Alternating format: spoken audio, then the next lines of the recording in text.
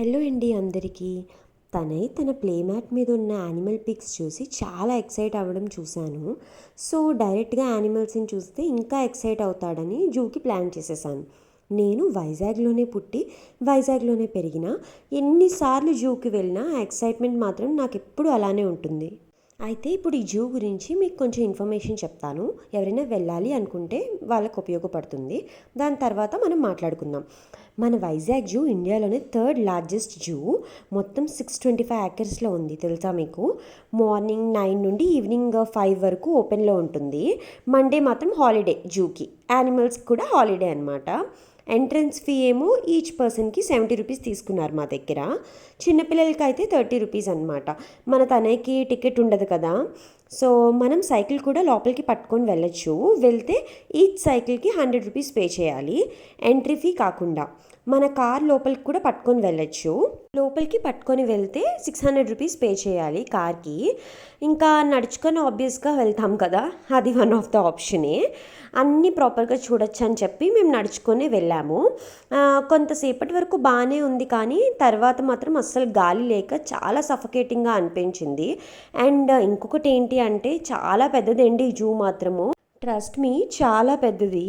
So నడవడం అలవాటు ఉన్న వాళ్ళకైతే ఓకే, మీకు అలవాటుగానే లేకపోతే ఖచ్చితంగా మీ వెహికల్ లోపల పట్టుకొనే వెళ్ళండి. బ్యాటరీ ఆపరేటెడ్ వెహికల్స్ కూడా ఉంటాయి.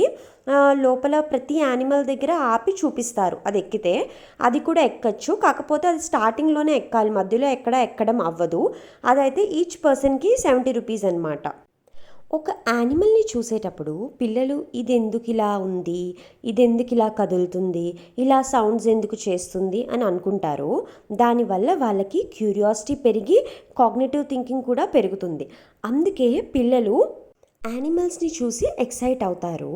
అప్పట్లో మనం ఆడుకోవడానికి పార్క్కి వెళ్ళే వాళ్ళం కదా, ఇప్పుడు మాత్రం ఎక్కడ చూసినా ఇండోర్ ప్లే ఏరియాస్ వచ్చేసాయి. బట్ నేచర్కి దగ్గరలో పార్క్స్లో కానీ బయట కానీ ఆడే ఆటకి, ఇండోర్లో ఆడే ఆటకి చాలా డిఫరెన్స్ ఉంటుంది కదా. మీకు ఎప్పుడైనా అనిపించిందా?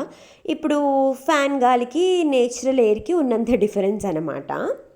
ఇంకా ఈ జూలో చాలా ఫుడ్ క్యాంటీన్స్ ఉన్నాయండి. ఫుడ్కి అయితే మాత్రం ఏం ఇబ్బంది ఉండదు. కాకపోతే ఏంటి అంటే క్యాంటీన్స్ అన్నీ బ్యాక్ గేట్కి దగ్గరలోనే ఉన్నాయి, ఫ్రంట్ గేట్కి అసలు దగ్గరలో లేవు. సో ఇది ఒక మైనస్లా అనిపించింది నాకైతే. తనే యానిమల్స్ని ఎంత చూశాడో చుట్టూ ఉన్న జనాల్ని కూడా అంతే ఇంట్రెస్టింగ్గా చూశాడు. చాలామంది ఉన్నారు, ఎందుకంటే పిల్లలకి సమ్మర్ హాలిడేస్ కదా, ఇప్పుడే మ్యాక్సిమం తిప్పగలరు కదా. సో ఇంకా తనే కొంచెం సేపటికి అలసిపోయి పడుకుని పోయాడనమాట. కానీ ఒక 10 మినిట్స్ తర్వాత మళ్ళీ లేచిపోయాడు. సో ఏం మిస్ అవ్వలేదన్నమాట చూడడం. నేనైతే తనయ్య కోసం పట్టుకెళ్ళిన బ్యాగ్ సడన్గా తెగిపోయింది. అది స్టార్టింగ్ కొంతసేపటికే తెగిపోయిందిలేండి.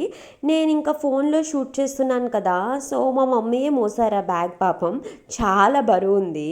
ఈ బ్యాగ్తో నేను అప్పడాలు అమ్ముకున్న దానిలా ఉన్నాను అని తెగ జోకులు కూడా వేసుకున్నారు మా మమ్మీ.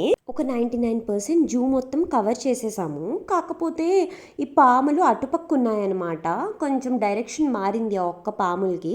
సో అప్పటికే ఇంకా ఓపిక అయిపోయింది. సో పాముల్ని మిస్ చేసేసాం ఈసారి చూడడము. నాకైతే ఎప్పటిలాగానే జూ అండ్ యానిమల్స్ మనసుకి చాలా ఆనందాన్ని కలిగించాయి.